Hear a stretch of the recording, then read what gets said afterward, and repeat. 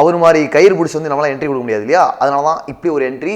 வானமகன் படத்தோட இந்த டீசரை பார்க்கும்போதே காதில் நைட்டு கும்முன்னு இயர்ஃபோன்ஸை மாட்டுன்னு மெடிடேஷன் பண்ணுற மாதிரி ஒரு மியூசிக்கோட ஆரம்பிக்குது. ஹாரிஸ் ஜெயராஜ் மியூசிக்கல் இல்லையா, அதனால அப்படி அழகான மியூசிக்கோட ஆரம்பிக்குது. பறவைகள் சத்தம், காடோட என்விரான்மெண்ட் அதை அப்படியே கொடுக்குறாங்க.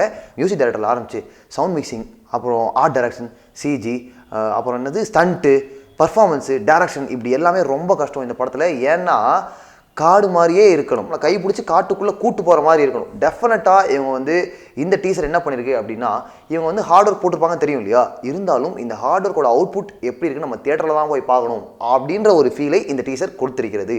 ஒரு லெட்டரில் இருக்க வளைவை அப்படியே வில்லு மாதிரி யூஸ் பண்ணி அதில் ஜெயம் ரவியோட கேரக்டர் தான் இருக்கணும். அவர் வந்து அம்பு விடுற மாதிரி டிசைன் பண்ணியிருக்காங்க. That is very good. இயற்கையின் குழந்தைன்னு இங்கிலீஷில் எழுதியிருக்காங்க.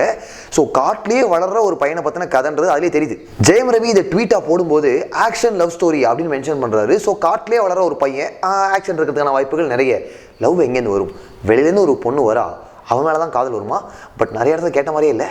வானமகன் இயற்கை மேலே ஒரு காதல் இருக்குது, பெண் மேலே ஒரு காதல் இருக்குது. அது முக்கியமான விஷயம் எங்கேயோ பார்த்த மாதிரியே இருக்குது. ஸோ இந்த கனெக்ட் நிறைய பேருக்கு தோணுது, ஒருவேளை டார்சன் மாதிரியே ஒரு படமாக இருக்குமோ. வானமகன் இயற்கைக்கு நல்ல குணமகனாகவும் ஹீரோயினுக்கு நல்ல மணமகனாகவும் ஆவதுதான் கதையா? உங்களுக்கு என்ன தோணுச்சு? இந்த படத்தை பற்றின உங்களோட எக்ஸ்பெக்டேஷன்ஸ், எதிர்பார்ப்புகள், கேள்விகள், குமுறல்கள் அதெல்லாம் வந்து கமெண்ட்ஸில் பதிவு பண்ணுங்கள். Let's have healthy discussion.